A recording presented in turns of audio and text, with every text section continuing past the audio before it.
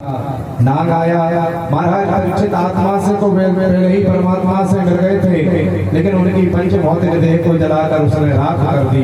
यद्यपि उनके पुत्रों ने उनकी रक्षा की बहुत व्यवस्था की थी, लेकिन महाराज इस मृत्यु लोक पर आकर कोई मृत्यु से तो बच ही नहीं सकता। भागवत में दो लोगों को अपनी मृत्यु पता थी, एक तो महाराज परीक्षित को और एक कंस को। कंस ने बहुत प्रयत्न किए कि एक प्रकार हम बच जाएं, लेकिन बच नहीं सके। लेकिन महाराज परीक्षित ने अपने सदगुरु के चरणों का आश्रय लेकर मृत्यु को ही उत्सव बना दिया। बोलो भक्तवत्सल भगवान की। भागवत के 10 लक्षण हैं: सर्ग विसर्ग स्थान पोषण उति मनवंतर ईशान तथा निरोध मुक्ति और आश्रय।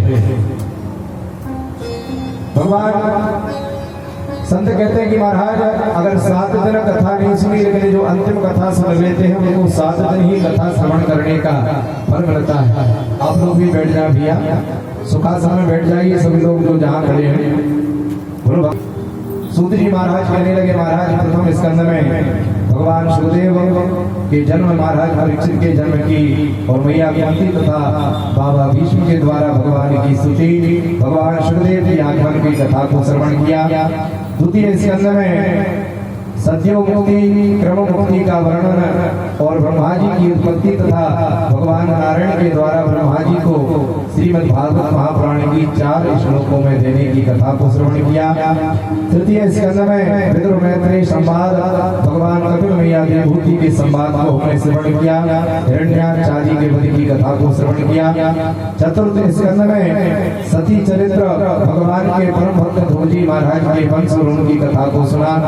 पंचम स्कंद में प्रियव्रत, आग्नेन्द्र और नाभि और जड़ भरत की रघुगण तथा महाराज भरत के दिव्य ज्ञान की कथा को और 28 प्रकार के जो नरक है उनकी कथा को सुना।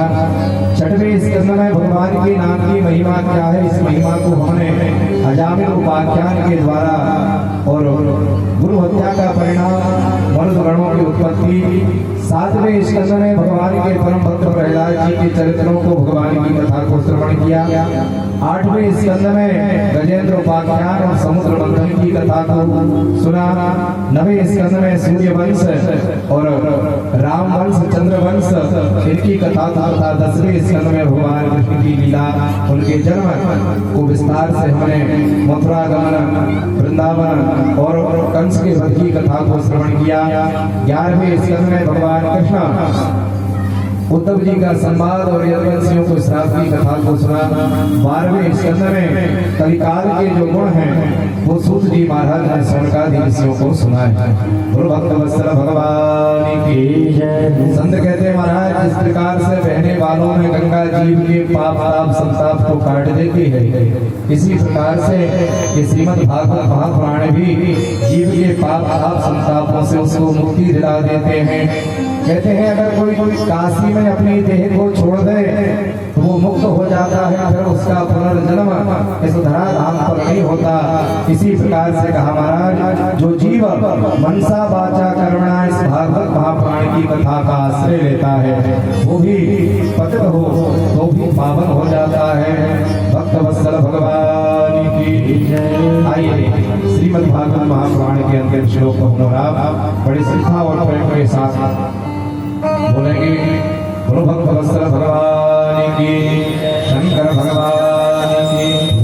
नाम संकीर्तनं यस्य नाम संकीर्तनं यस्य समामि हरे नमः। ओम हरे नमः।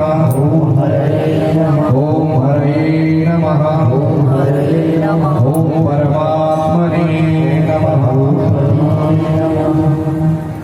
सज्जनों ये कथा वैसे तो 2019 में होना थी, लेकिन 2019 और 2020 बड़े भयानक हमारे देश के ऊपर विपत्ति आई और फिर अंत में कहा कि महाराज 25 दिसंबर से करें यज्ञ, लेकिन फिर 15 जनवरी को दूसरा यज्ञ आ गया। भगवान की कृपा से वो पूर्ण हुआ, परमात्मा ने कृपा करी और हमारे सक्सेना जी की बिटिया का विवाह है 15 जनवरी को निश्चित हो गया था। तो भगवान की ऐसी इच्छा थी।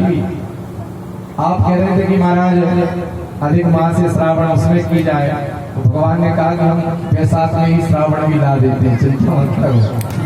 तो 3 दिन श्रावण का भी आनंद लिया, खूब बरसात हुई, भगवान की कथा सावन जैसा ही। और आज भी ऐसा लग रहा है बुद्ध पूर्णिमा नहीं है, गुरु पूर्णिमा जैसा आज भी मौसम दिन भर ऐसा रहा। तो भगवान भोलेनाथ ने देखो ये कथा यहाँ तो होना थी नहीं, और आपको कराना ही थी, आप लोग सब सुनते, लेकिन भगवान भोलेनाथ ने, भगवान अपने कामनेश्वर ने मेरे ऊपर कृपा करी, जो मुझको गुरु जी का आशीर्वाद प्राप्त हुआ, और भगवान ने मुझको अपनी वाणी पवित्र करने का शुभ अवसर दिया। मेरे भगवान बांके बिहारी से, भगवान भोलेनाथ से यही प्रार्थना करता हूँ कि हमारी हनुमान जी के ऊपर उनकी कृपा बनी रहे, उनकी बेटियों के ऊपर, उनके दामाद के ऊपर, उनके बंधु बांधव सब भगवान की कृपा से खुशहाली पूर्वक रहें। भगवान की कृपा धन से, धान से, सब प्रकार से उनके ऊपर बनी रहे। इन 7 दिनों में अगर हमसे, हमारे ब्राह्मण देवताओं से या हमारे संगीतों से कोई ऐसी बात, जो व्यवहार जो आपको अच्छा लग रहा हो, उसको आप भूल जाइए। लेकिन कोई ऐसी बात जो आपके मन में भगवान के चरणों में प्रेम को बढ़ाने वाली हो, भगवान के चरणों में अनुराग को बढ़ाने वाली हो, उसको याद रखिए। और मैं वाणी को विराम दूं, उससे पूर्व गुरुदेव से मेरी प्रार्थना है, उनके चरणों में मेरी प्रार्थना है कि वो भी अपने आशीर्वचन देकर हम सबको अनुग्रहित करें।